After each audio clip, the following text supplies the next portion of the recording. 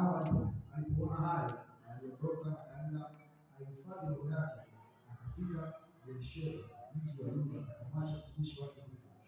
Lakini yeye mwenyewe akaingia katika jangwa. Mwendo wa siku moja akaenda akaketi chini ya Beteli, akajiombea roho yake afe, akisema, yatosha sasa, ee Bwana, uniondoe roho yangu, kwa kuwa mimi si mwema kuliko baba zangu. Naye akajinyoosha akalala chini ya Beteli. Akatazama malaika akamgusa, akamwambia, inuka ule. Akatazama, kumbe pana mkate umewekwa juu ya mkaa na gudulia la maji kichwani pake. Akala, akanywa, akajinyoosha tena. Malaika wa Bwana akamwendea mara ya pili, akamgusa, akasema, inuka ule, maana safari hii ni kubwa mno kwako. Akainuka, akala, akanywa, akaenda katika